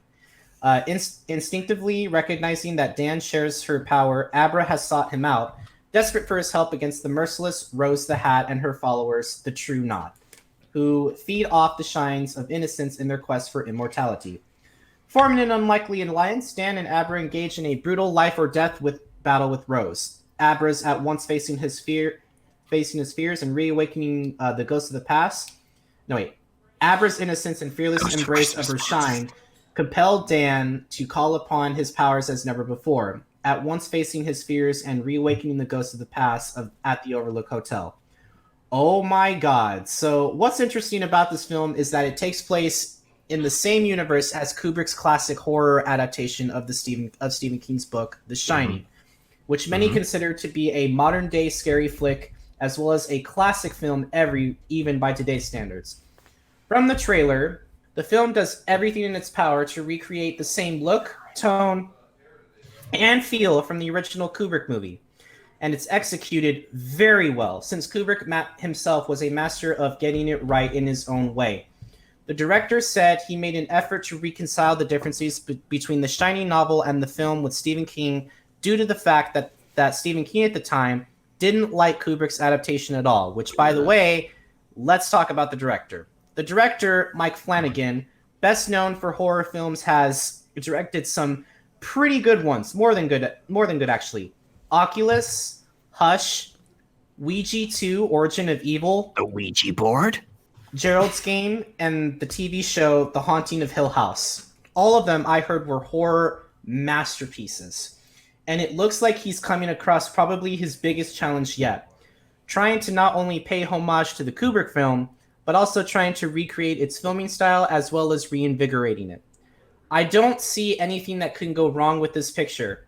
I did want to see what Ewan McGregor was going to do with the role, considering the fact that I love the original film, and it is the film that I want to see the most out of anything that is released here. Warner Brothers plans to release Dr. Sleep in theaters globally on Halloween, October 31st, which did before it got a full release on November 8th, 2019. So, guys, what would you have to say regarding this film? Take it away, Krüz. It was definitely one that I would. Obviously, I guess it's too late to see it in theaters now, and I haven't gotten to see it in the meantime. But there was an ad deal with that channel I watch, and I also watch is Achievement Hunter. They did visit the one of the locations of the Overlook. I think the one that was in Colorado. That there was like a quote ghost tour to that, and they did that, and it was like a whole thing, like a promotion. They also did the same kind of promotion for It Part 2, and they did a promotion filming of their tour for Dr. Sleep. Still haven't seen it yet, but I think it does look like a successor. Even though the whole thing is that Stephen King didn't like the adaptation, but I think might have come to terms with it. Mm-hmm. I mean, because it's been out and it's already a film classic as it is. I think it was one of the ones I had to watch in English class, where it's like we had to watch some of the top 100 films of all time, and some of the ones I watched were, I think, The Shining, Clockwork Orange, Psycho, Modern Times. And I think, what was the other one? The Godfather. And then there was one other one. I can't remember. But yeah. I am going to have to take a quick bathroom break. But we'll get to talk about that. People will get to talk about it. Naka? I did watch the original, The Shining. You enjoyed it?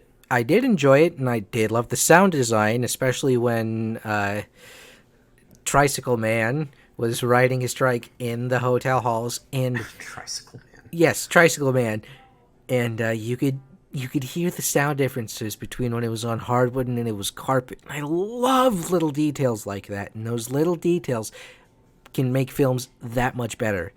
And again, I haven't seen much of this remake retelling, and I'm hoping it's in the same way, if not better than the original. All right, well, are we going to move on to the final film of the night? Yes. All Even right, though Krüz technically is taking a pee. All right. Well, we'll just wait for him until he gets back. All right. I don't want to skip it. Yeah. Why don't you? Yeah. Quick pause.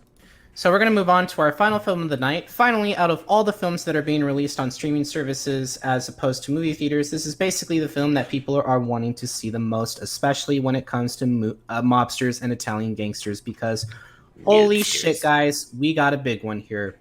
The Irishman is a 2019 American epic crime drama film directed and produced by Martin Scorsese and written by Steven Zaillian.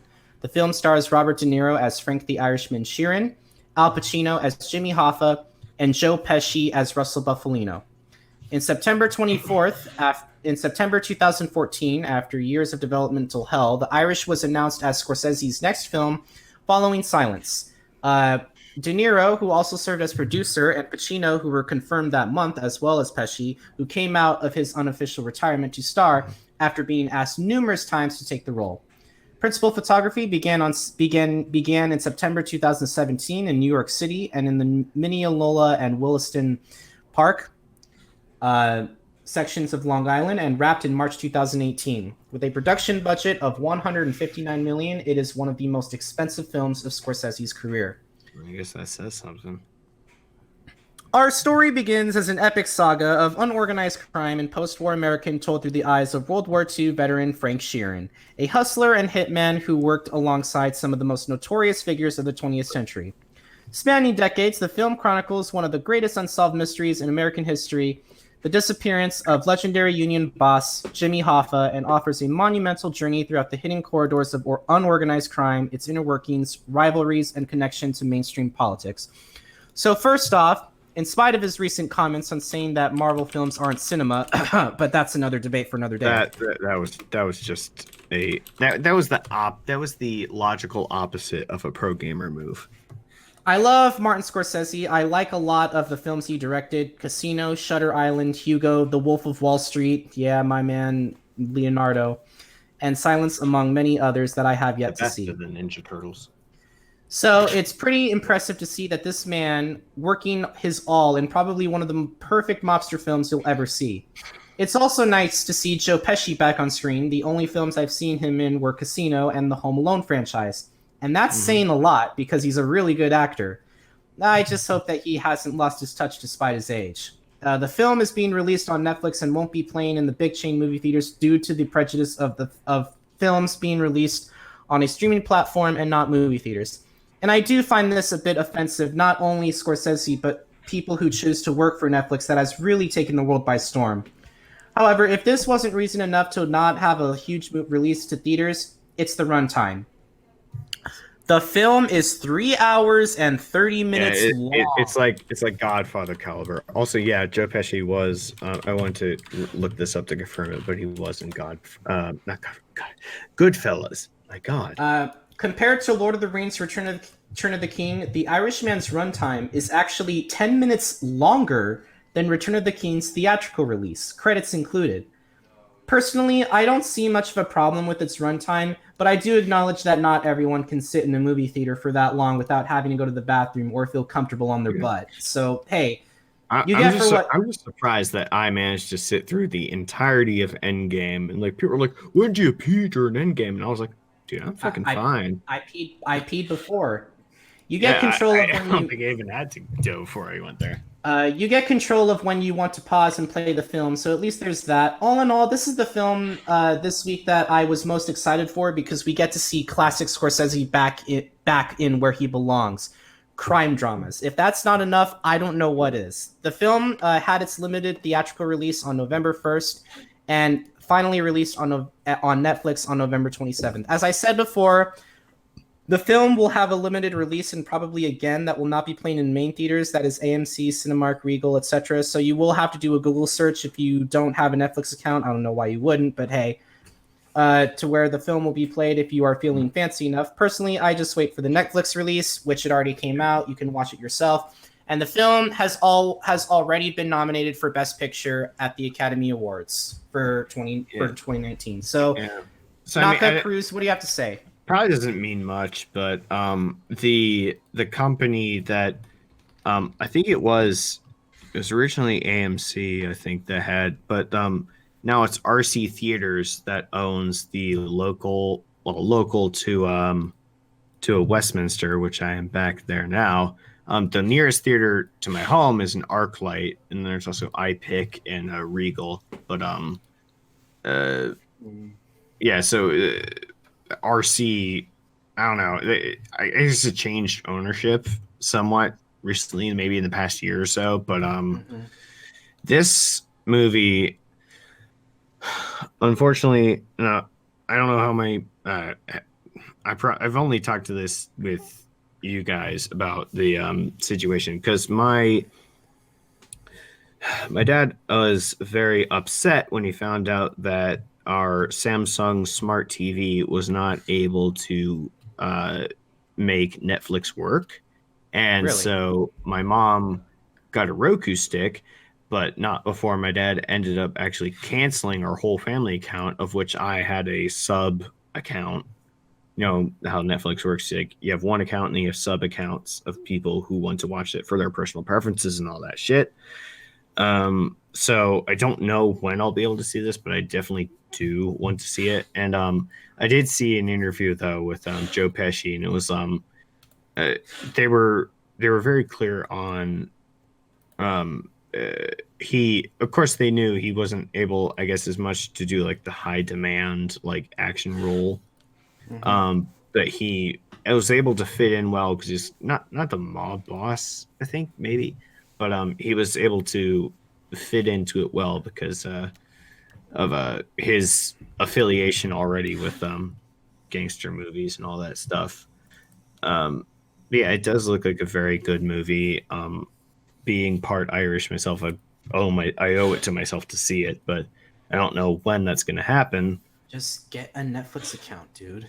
Yeah, I don't. Well, here's the thing. I don't want to do that if my mom, who bought the Roku stick, if she's going to start one, and I already had started my own, I don't want to just have to deal with that bullshit. I would rather just be like.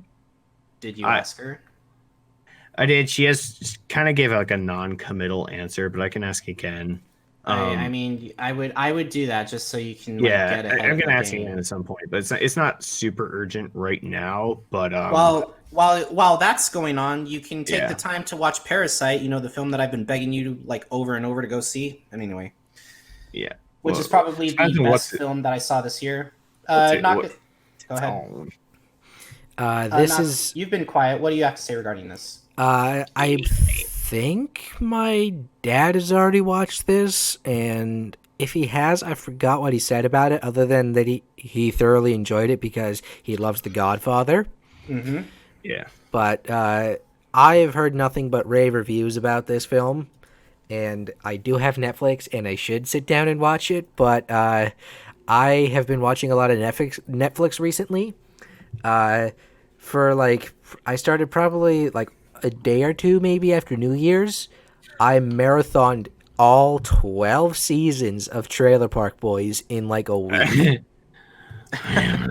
That's the origin story. The origin story of the liquor goblin. What the hell is Trailer Park Boys? Let me look it up. Oh my god, it's you are something missing out.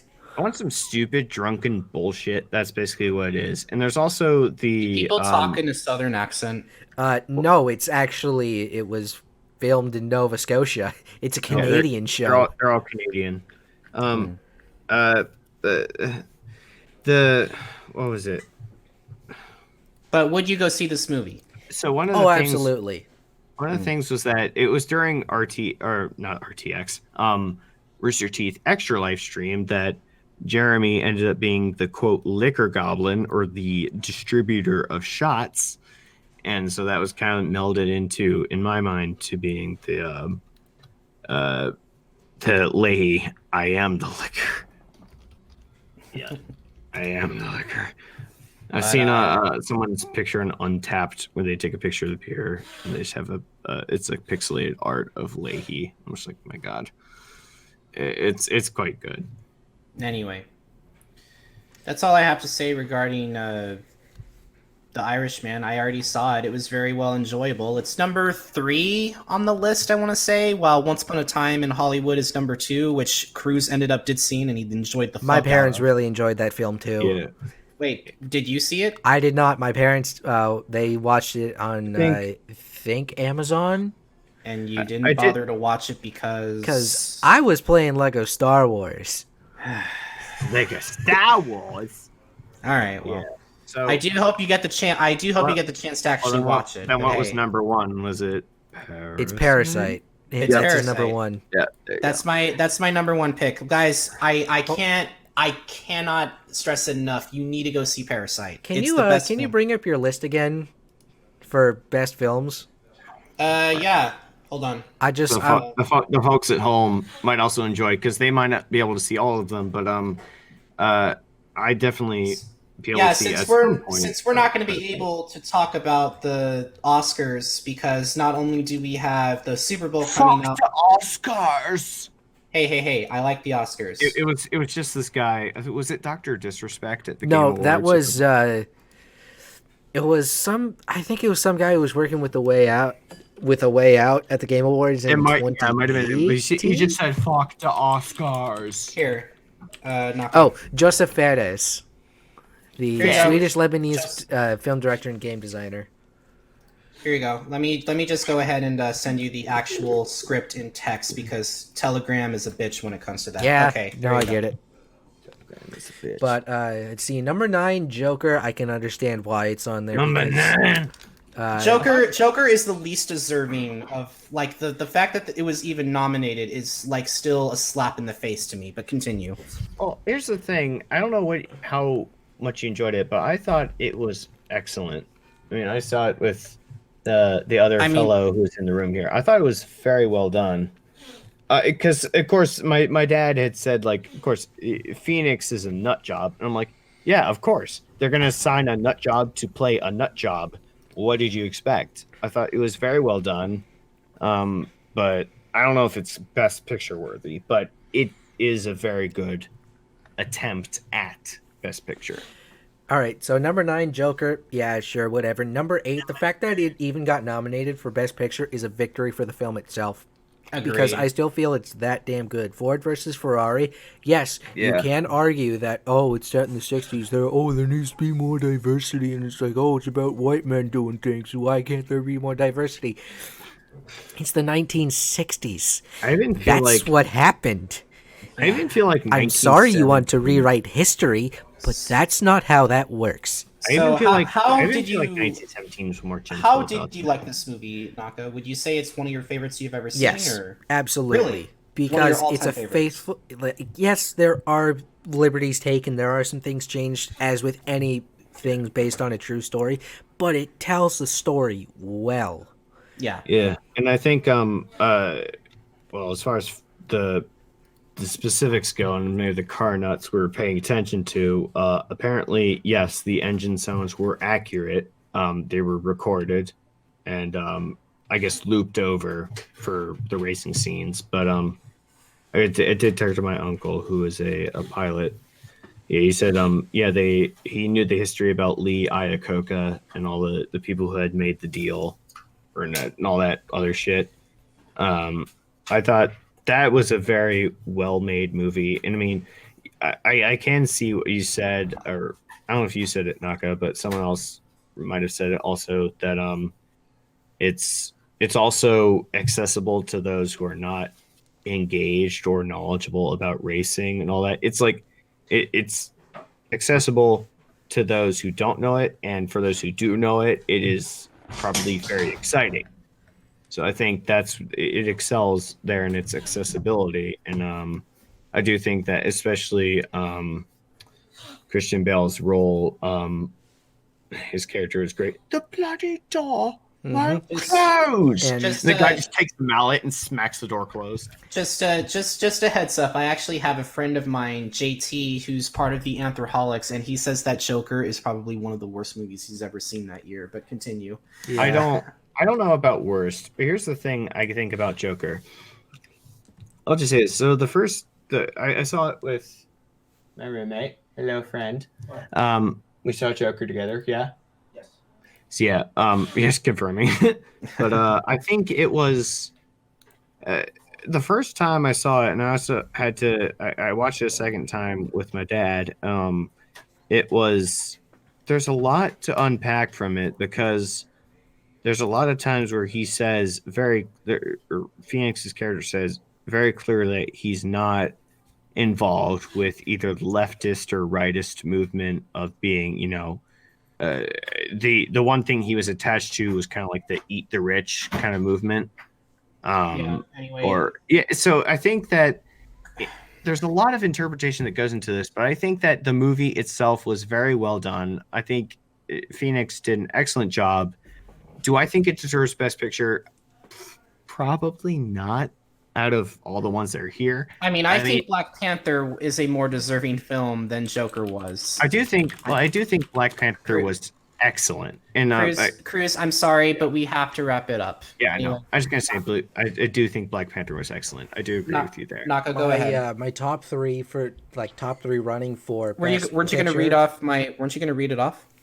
Yeah. 7, Marriage Story. Yeah, I can understand it. 6, Little Women. Completely blanking what that movie was in my mind. 5, Jojo Rabbit. Great satire film. Yeah, I really enjoyed it. Did you 4, see 1917. Purely for cinematography, I think that'll get Best Picture. Yeah. 3, The Irishman. It's The Irishman. 2, Once Upon a Time in Hollywood. Tarantino. And Parasite, because it's Parasite. I mean, you haven't seen Parasite, so I would hope that you would actually go see it. But hey, Yes. It will. But anyway, is there anything that you want to say? What are your top 3? Naka. 1917. You Irishman. saw 1917? Parasite. Wow. Yeah. I mean, Really? Before. Yes. Wow. And I would ask Krüz, but he hasn't seen most of these. He has not seen most of these. I've seen. I've seen Ford v Ferrari, 1917. I do think I will put.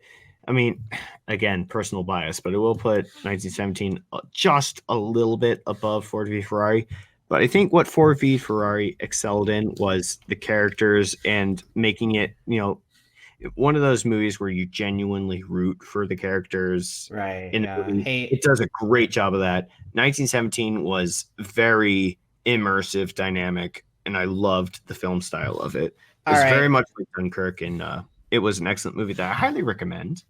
And with that is our show for tonight, ladies and gentlemen. I'm sorry to wrap it up, but unfortunately, Naka is 5 minutes late to his food. Next time on Game Grumps. Next time on Game Grumps. This is going to be more so not only a tie-over episode for you guys because we completely missed this episode 3 months ago, but also the fact that, hey, we have a couple weeks before we actually get to our announcement of season 7, which is coming.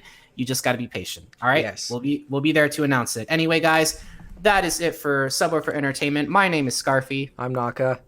And I am Krüz. And we will see you guys next time. Stay awesome. Stay awesome. Have a good night, guys. Take care. Stay over there.